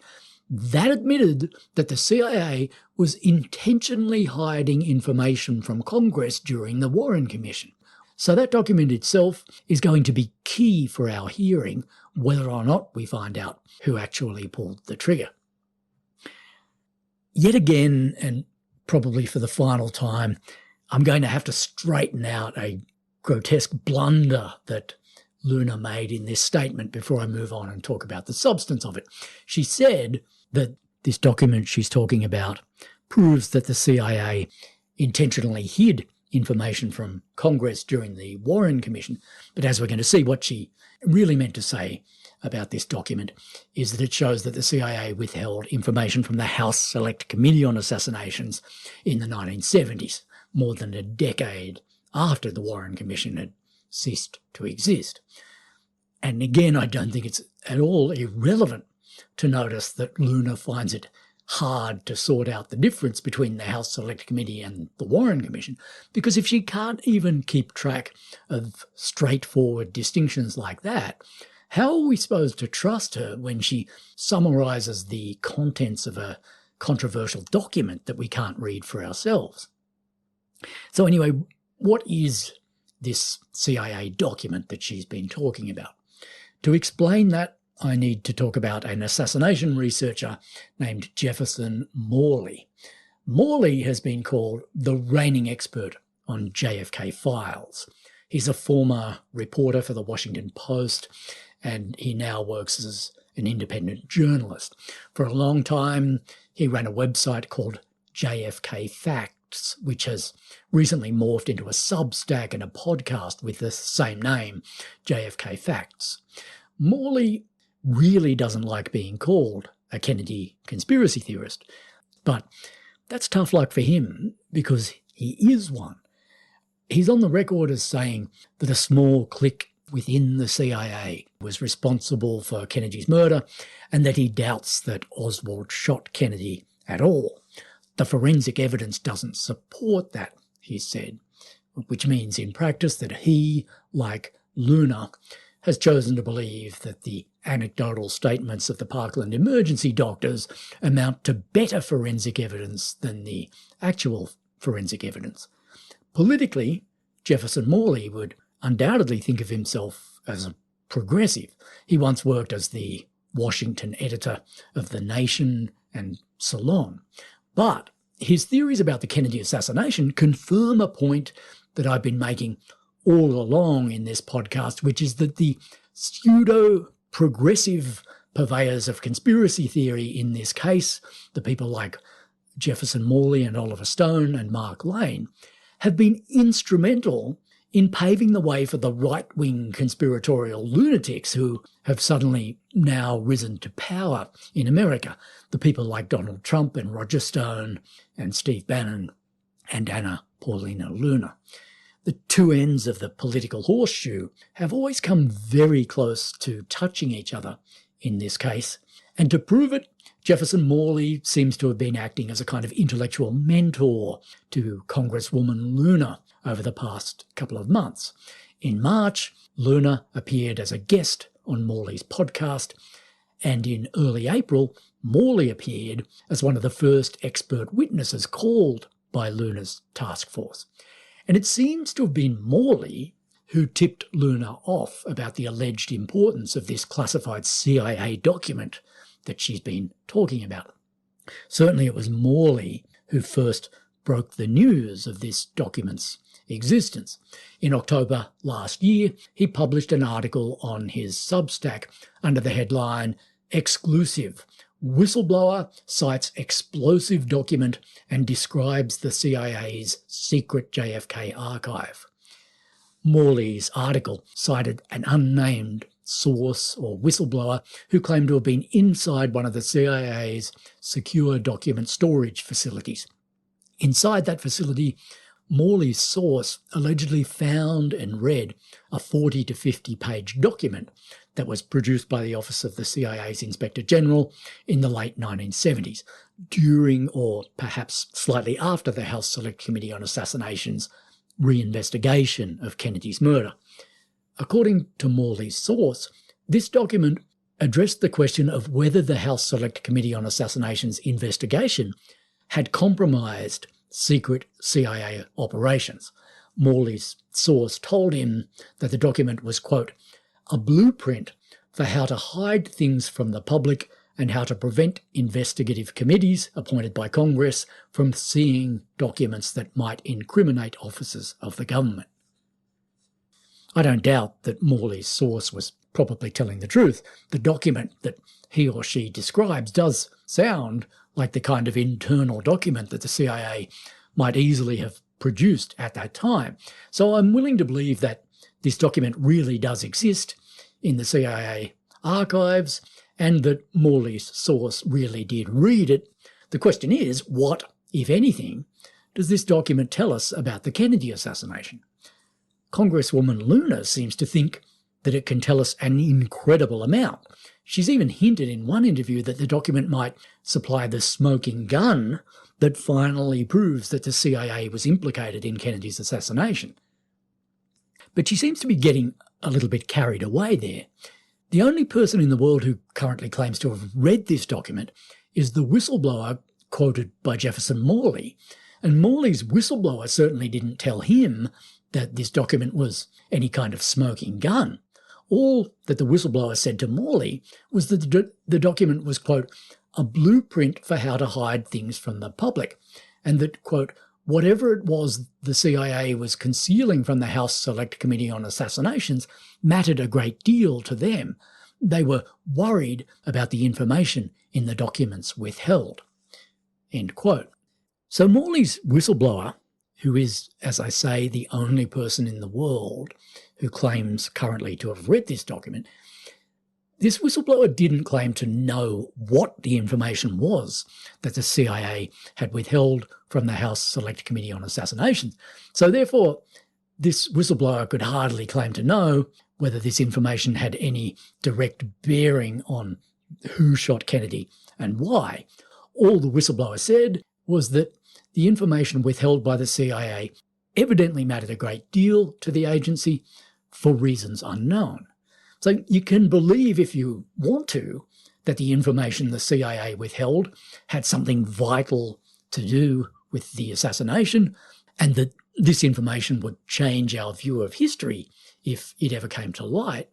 But that is the very definition of wish thinking, and experience should tell us that the CIA withholds information all the time as a matter of policy, generally for very boring operational reasons that are indeed important to it, but that are not all that meaningful or interesting in any wider sense. On April the 1st this year, April Fool's Day, Congresswoman Luna and her task force held a public hearing in Congress to take the testimony of two so-called expert witnesses, Jefferson Morley and Oliver Stone. At that hearing, the left and right tips of the conspiratorial horseshoe didn't just come close to touching each other, they did touch each other. They came together and fused, and the horseshoe became a ring, a giant conspiratorial circle jerk, with the veteran left-wing conspiratorial hacks, Morley and Stone, playing straight into the hands of the right-wing conspiratorial yahoos and lunatics who are now running the asylum in Washington. Jefferson Morley told the task force that he now feels sure, after reading these declassified files, that the, quote, intellectual author of Kennedy's murder, whatever that phrase is supposed to mean, was, quote, probably the CIA and the Pentagon. You have to love Morley's use of the word probably. After all these years and after the declassification of these final files, a probable answer about the intellectual authorship of the assassination is the best that Morley can offer to replace the certain answer about exactly who shot Kennedy that we've had for 60 years. I mean, this was Morley's big chance to finally tell the world exactly what is objectively wrong with that answer, and he couldn't. All that he seems clear on after all these years is that he hates the official story with every fibre of his being. As for Oliver Stone, he urged Luna's committee to, quote, reopen the investigation that the Warren Commission failed miserably to complete. And the MAGA Republicans in Luna's task force were loving this left-wing conspiratorial shit from Morley and Stone. They were lapping this stuff up because, from their point of view, Stone and Morley were providing pseudo-intellectual validation of some of the most insane and dangerous claims of the Trump cult. If the deep state really did assassinate John F. Kennedy, that would make it way more likely and believable that the deep state is now constantly trying to steal elections from Donald Trump. If the CIA was the intellectual author of Kennedy's murder, and if it blamed that murder on a lone nut, then that would make it way more likely and believable that the CIA or some other agency of the deep state was behind that lone nut who tried to shoot Donald Trump in July last year. In reference to that attempt on Trump's life, one of the Republicans in Luna's task force said to Morley and Stone, "Do any of you guys on the panel believe that we're seeing history repeat itself?" And Oliver Stone replied, "I would see similarities here." Meanwhile, another Republican on Luna's task force told the hearing, quote, "The deep state is here today. They're right before our eyes." I wonder if Jefferson Morley and Oliver Stone felt any pangs of shame as they sat there in that hearing and listened to the paranoid right-wing bilge that was coming back at them. I wonder if they paused to ask themselves, is this what it was all for? Is this what we really pictured when we dreamed that someday, one day, there would finally be a government in this country that would take our beliefs about Kennedy's assassination seriously? I've spent a long time now thinking and writing about the Kennedy assassination and trying to convince people that it still matters and that it's never really gone away. A publisher once said to me, "Do we really need to keep talking about Kennedy's assassination? After all, it did happen 60 years ago." At the time, I gave this guy a fairly short reply. I didn't quite tell him to blow me, but that was the gist of what I said. If I'd thought that it was worth giving him a more nuanced answer, here's what I would have said. I would have said, yes, I'm well aware that the Kennedy assassination did happen more than 60 years ago, physically speaking, but intellectually the fallout of the assassination is still with us. It's never gone away because the purveyors of conspiracy theory have never let it go away. Norman Mailer, who began by believing that there had been a conspiracy but came to accept the fact that Oswald had shot Kennedy and probably did it alone, wrote one of the best single sentences I've ever read about the assassination. He wrote, "It may never have occurred to Oswald that the obfuscation and paranoia which followed the assassination of Kennedy would contribute immensely to the sludge and smog of the world's spirit." All the things that Mailer mentioned there continue to surround our sense of the assassination: the sludge, the smog, the obfuscation, and the paranoia. If that's what Oswald wanted his legacy to be, he's got it. Obfuscation and paranoia are now official government policy in America. That clown show in Congress on April the 1st confirmed it. The denialists and merchants of unreasonable doubt, the people like Oliver Stone and Jefferson Morley, have won. They've got their way. They may not know it. They may think that their work hasn't yet been done, but it's been done all right in the only way it ever will be done, people like Stone and Morley haven't succeeded in making their views about the assassination come true, but that's never going to happen because despite the idiocy of the current moment, it does remain the case that you can't make something that isn't true come true simply by wishing for it. But if you repeat something that isn't true often enough and loudly enough and from a big enough pulpit, then you can succeed in undermining and destroying people's sense of the truth. And there's no question that that is what's currently happening in America, not just with respect to the Kennedy case, but generally across the board. Years of unchecked conspiracy theory have helped to turn America into a place that just refuses to believe in realities it doesn't want to believe in, not just on Twitter or in the comments sections, but at the very highest levels of government. So this podcast has been the story of a movement that both didn't win and did win.